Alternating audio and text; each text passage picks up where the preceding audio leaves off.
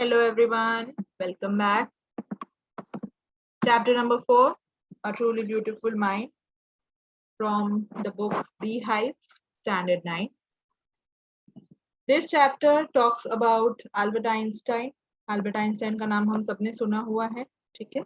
And we have come across his research work and all the laws and all the methodologies that he's invented. But in this chapter, we are going to see about his personal life.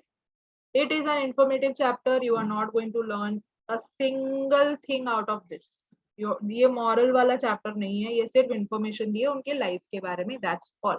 तो ये आपको learn करना पड़ेगा, रटना पड़ेगा. इसमें समझने का कुछ भी नहीं है, ठीक है? So let's quickly begin and let's quickly wind it up. Excuse me. Albert Einstein was born on 14th March 1879 in the German city of Ulm, without any indication that he was destined for greatness. On the contrary, his mother thought Albert was a freak. To her, his head seemed much too large. ठीक है, क्या बोल रहे हैं कि Albert Einstein का जन्म कहाँ हुआ था? जर्मनी की एक सिटी जिसका नाम था उल्म, उस जगह पर उनका जन्म हुआ था और बहुत कुछ ग्रेट कर जाने वाला है जिंदगी में, वो किसी को भी पता नहीं था. Nobody ever knows it in fact. और जबकि उनकी ग्रेटनेस जो इतनी अब जानी जाती है, लोग जानते हैं उनके काम के बारे में, ठीक है? पर तब उनकी मदर को ये लगता था कि ये पता नहीं इसका क्या होगा. मतलब पेरेंट्स बोलते हैं ना, या पेरेंट्स को टेंशन होता है कि यार मेरे बच्चे का क्या होगा लाइफ में. तो just like all other parents, Einstein के पेरेंट्स को भी काफी टेंशन थी, because she thought that he was a freak. Freak is a word for disapproving, used to disapprovingly to talk about a person who is unusual. मतलब वो बोले ना कि यार तुम कहाँ से आए हो भाई, तुम बिल्कुल ही अलग हो, तुम्हारा क्या होगा, ठीक है? तो उनको उसका सर भी बहुत बड़ा लगता था, तो इसीलिए she used to think कि ये क्या करेगा लाइफ में. At the age of 2.5, Einstein still wasn't talking.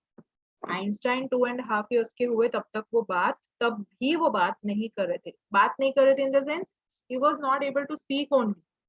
ठीक है, बच्चा एक एज के बाद बोलना शुरू करता है, लेकिन उन्होंने 2.5 years तक बोलना शुरू नहीं किया हुआ था. When he finally did learn to speak, he uttered everything twice. अब जब उन्होंने बोलना स्टार्ट किया तो वो एक चीज रिपीट कर करके बोलते थे. For example, when he finally did learn. ठीक है, he used to repeat everything twice. Einstein did not know what to do with other children, and his playmates called him boring brother. Brother boring. So the youngsters played by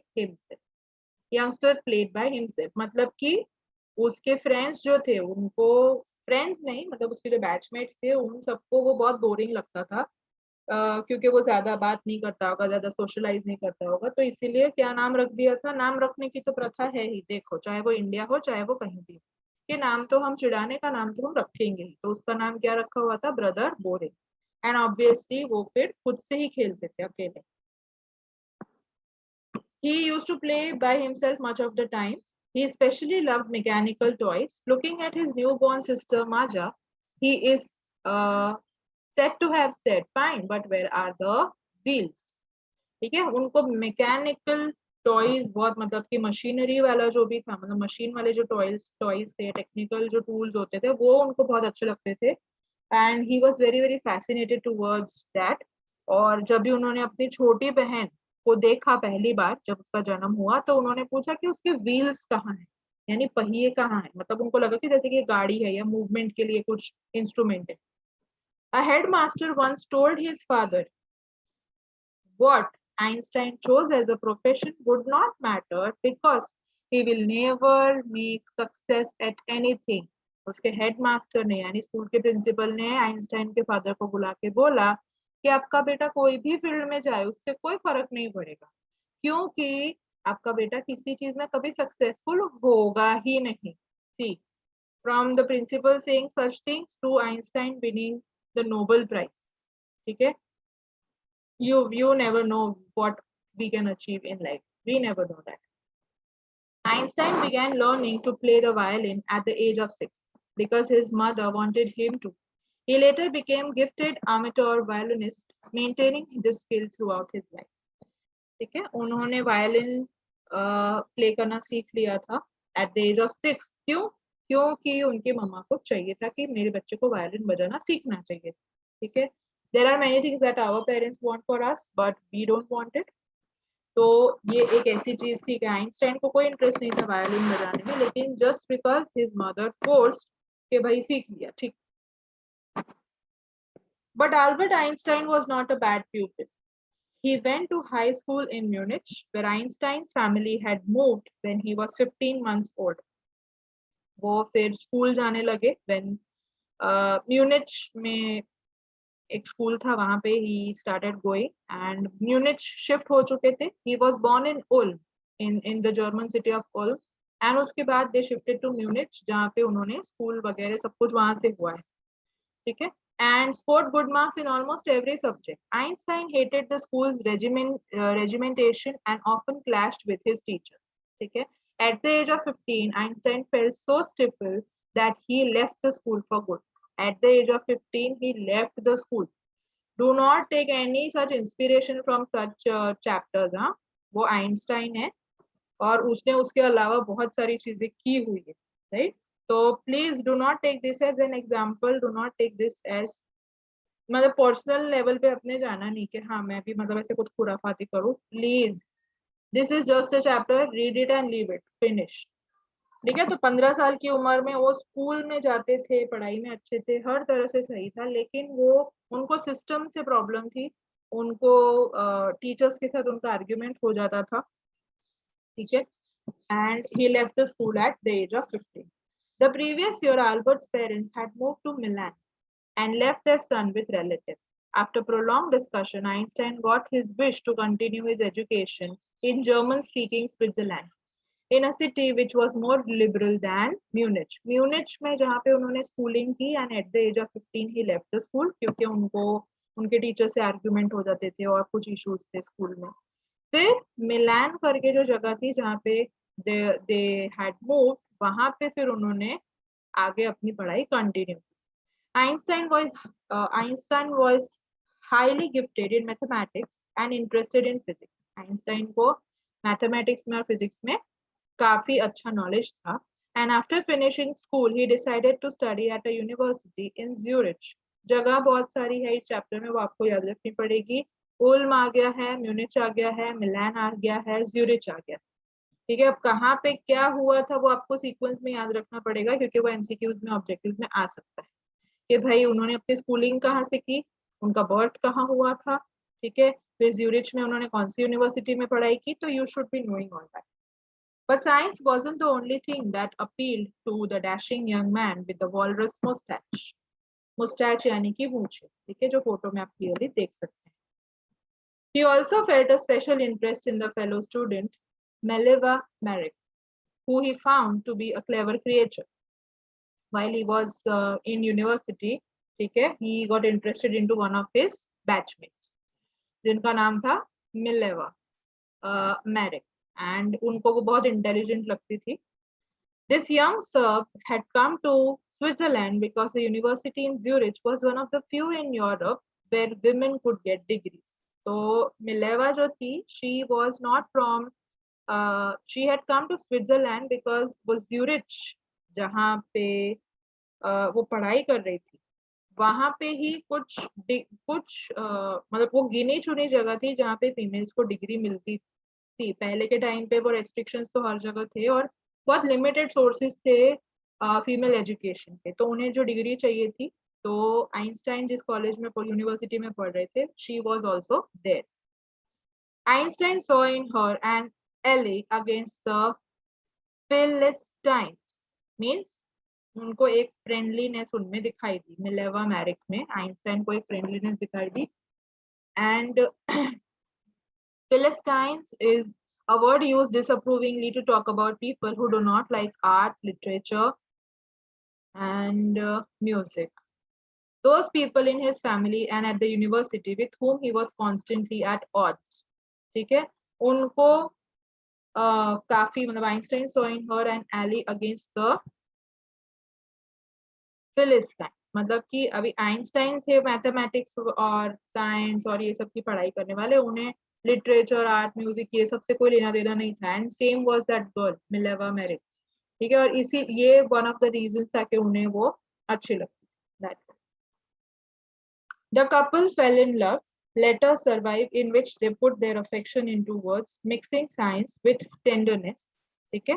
they fell in love and they started writing letters। पहले के time पे तो कोई WhatsApp Instagram हुआ नहीं करता था, ठीक है।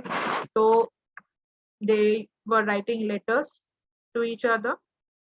wrote Einstein, how happy and proud I shall be when we both have brought our work on relativity to a victorious conclusion। वो लेटर में भी, how boring is that, हाँ, एनी विच वेज, लेटर में भी वो science की बातें करते हैं। okay.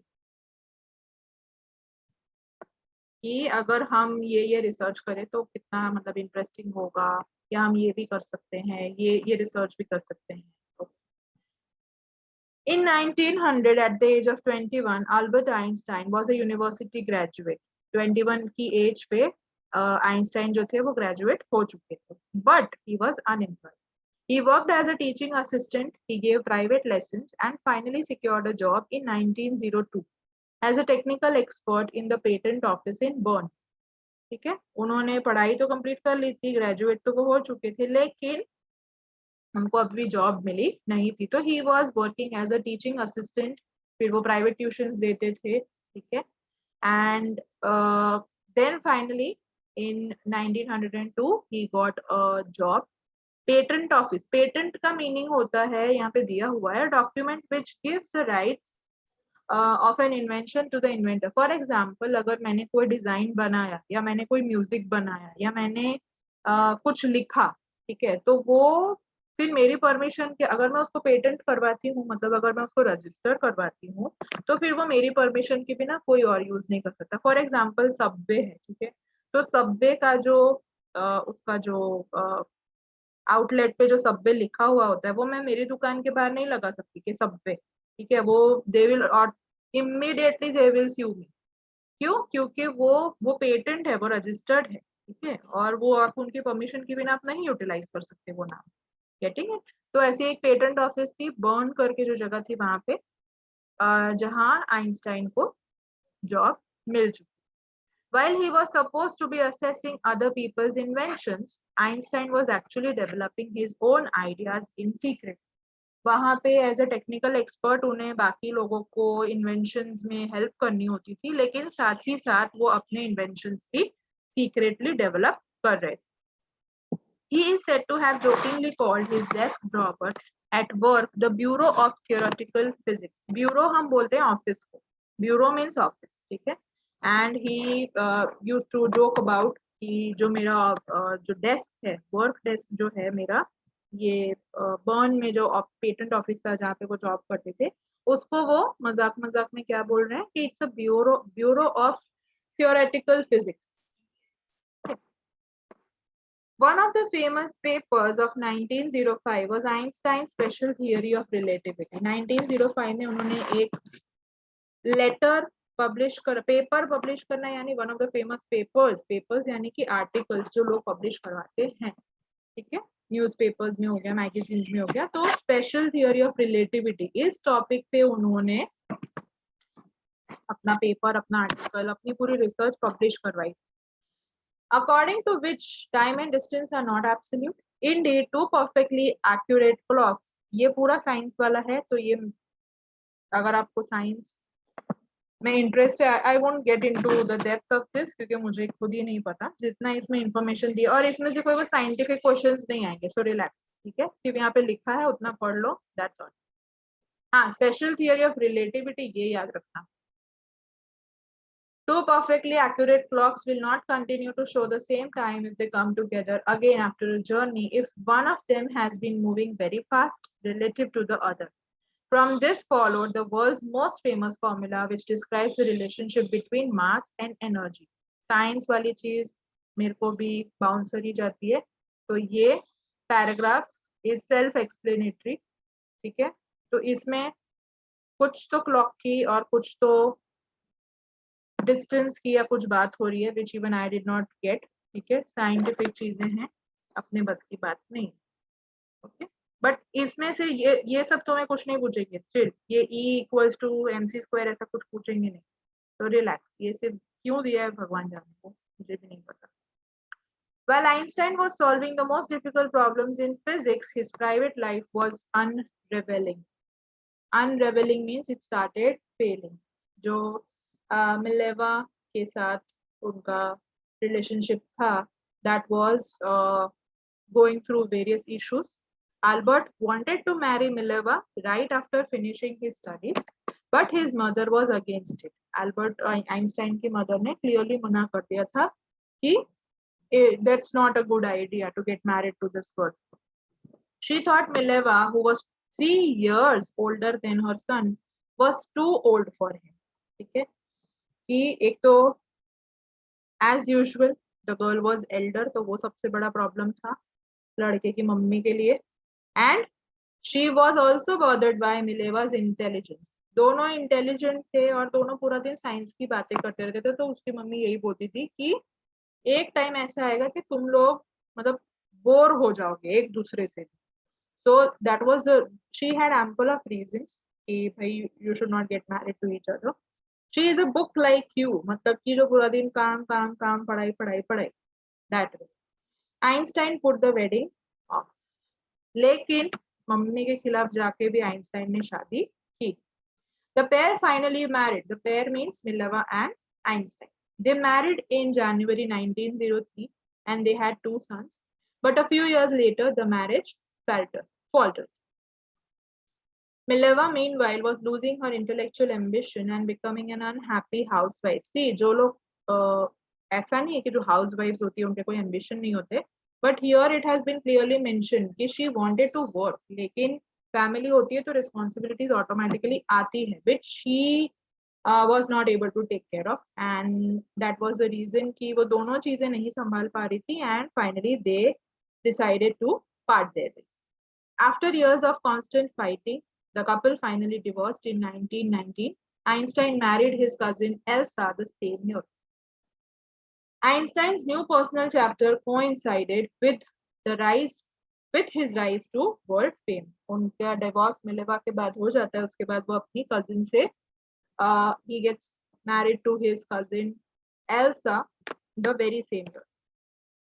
And फिर उनकी life एकदम पिकअप पकड़ती है कि स्पीड पकड़ती है मतलब कि, and he rose to world fame.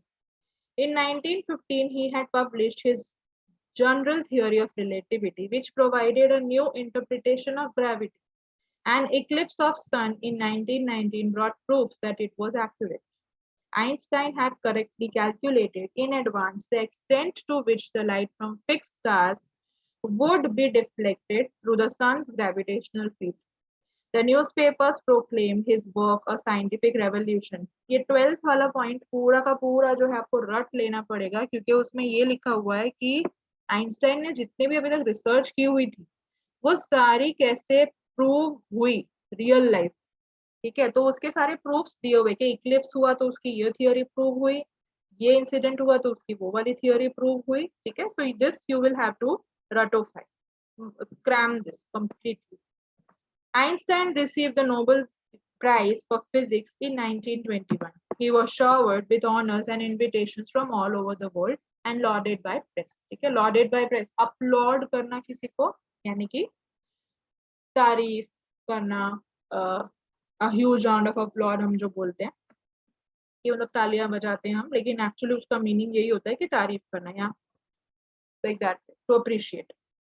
So Nobel prize मिल चुका था उनको फिजिक्स के लिए 1921 में, एंड दुनिया भर से उन्हें इनविटेशन जा रही थी। ऑब्वियसली सक्सेसफुल है इंसान तो हर कोई बुलाता है भाई, नहीं तो कोई पूछेगा भी नहीं, राइट।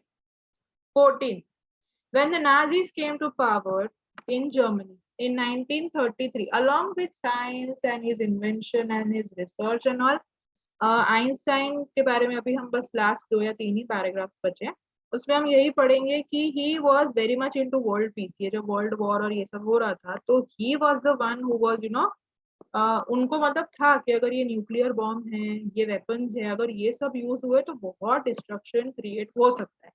तो he always used to try to stop it, but unfortunately नहीं हो पाई वो चीज. But he continued to be a part of politics, and he was involving himself into the working of government, ताकि कुछ भी गलत अगर हो रहा है या कुछ भी साइंस को अगर गलत तरीके में यूज करके किया जाता है तो वो उसको रोक सके. When the Nazis came to power in Germany in 1933, Einstein emigrated to the United States. 5 years later, the discovery of nuclear fission in Berlin had American physicists in an uproar. ठीक है, क्या बोल रहे हैं? आइंस्टाइन जो थे वो कहाँ रहने जा चुके थे? अब जर्मनी से यूनाइटेड स्टेट्स जा चुके थे. And 5 years later, the discovery of nuclear fission in Berlin had American physicists in an uproar. मतलब कि ये जो बॉम्ब्स और न्यूक्लियर वेपन्स बनने शुरू हुए थे उसकी वजह से सब डर चुके थे. क्यों? क्योंकि दे वर वेरी वेरी डेंजरस. और उसमें भी आइंस्टाइन जो कि साइंस और टेक्नोलॉजी के बारे में इतनी इंफॉर्मेशन रखते हैं, उनको तो पता ही था कि अगर ये चीज गलती से भी यूज हो गई तो it is going to be very very dangerous for the whole world. Many of them had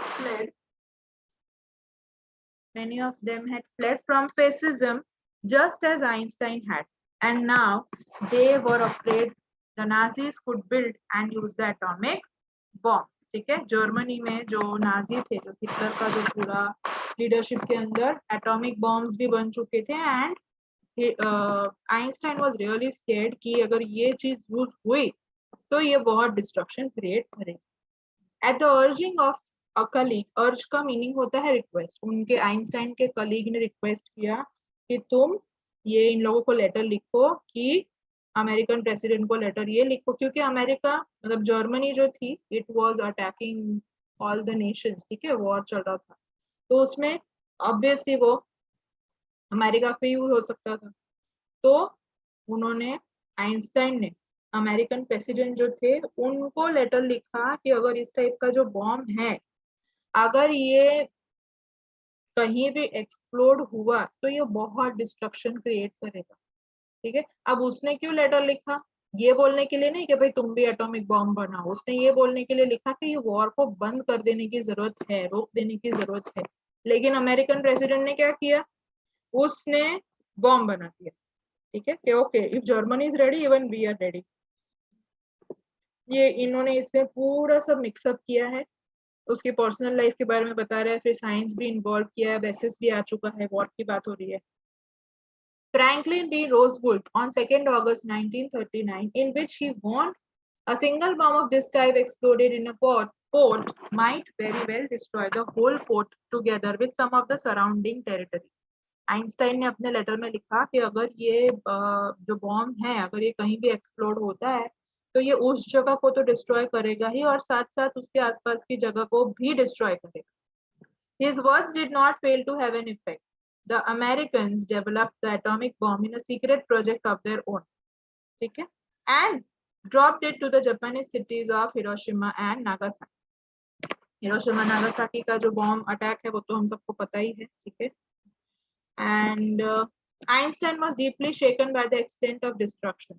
This time he wrote a public missive to the United Nations. In it he proposed the formation of world government. ठीक है, तो ऊपर वाले में उन्होंने क्या किया? उन्होंने वॉर्न किया था अमेरिका के जो प्रेसिडेंट थे कि ये जो जर्मनी और ये जो कंट्रीज एटॉमिक बॉम्ब बना रही है, अगर ये सब इतना डेंजरस आपके पास अगर अपनी प्रोटेक्शन के लिए नहीं होगा तो finish, you are also finish. तो अमेरिका तुरंत, अब उनके लिए तो क्या ही बड़ी बात है ये सब वेपन्स और सब बनाना. ठीक है, so they quickly make it. Hiroshima Nagasaki पे वो लोग अटैक कर देते हैं. अब आइंस्टाइन क्या सोचते हैं कि यूनाइटेड नेशंस को उन्होंने लेटर लिखा कि एक वर्ल्ड गवर्नमेंट बनाओ जिसमें हर कंट्री के लोग इन्वॉल्व होंगे, हर कंट्री का एक रिप्रेजेंटेटिव होगा. ठीक है, but over the next decade Einstein got ever more involved in politics, agitating for an end to the arms built up and using his popularity to campaign for peace and democracy. तो world United Nations को उन्होंने letter तो लिख दिया था कि एक world government बनाओ, लेकिन यूनाइटेड नेशंस ने उस पर कोई अमल किया नहीं, कुछ भी उस पे इम्प्लीमेंटेशन की गई नहीं। जैसे अमेरिकन प्रेसिडेंट को लेटर लिखा तो उसने फटाफट एटॉमिक बॉम्ब बना दिया, ठीक है, अपने प्रोटेक्शन के लिए या काउंटर अटैक के लिए। लेकिन जब यूनाइटेड नेशंस को लेटर लिखा गया कि भाई तुम एक वर्ल्ड गवर्नमेंट बनाओ, ठीक है, तो ही पीस मेंटेन हो पाएगा, तो ही ये वॉर का एंड आएगा। लेकिन यूनाइटेड नेशंस ने कोई ध्यान दिया नहीं, they ignored it. But over the next decade, फिर कुछ आने वाले कुछ सालों में आइंस्टाइन ने अपने आप को पॉलिटिक्स में काफी इन्वॉल्व कर लिया था, and he always urged people not to get into all this war and violent activities. Using his he used his popularity. See जितने भी सेलिब्रिटीज है या जो भी लोग बड़े बड़े लेवल पे है, वो यूज कर सकते हैं अपनी पॉपुलैरिटी को सिर्फ एंडोर्समेंट्स के लिए नहीं, सिर्फ पैसे कमाने के लिए नहीं, लेकिन उसके साथ साथ एक अच्छा इम्पैक्ट क्रिएट करने के लिए। So Einstein was one of them. He knew that people respected him and people appreciated him a lot. तो वो अगर कुछ समझाएगा तो लोग सुनेंगे, और उन्होंने उस चीज को बहुत अच्छे से यूज किया। When Einstein died in 1955 at the age of 76, he was celebrated as a visionary and a world citizen as much as a scientific genius. Okay, that's all for the chapter. Thank you so much.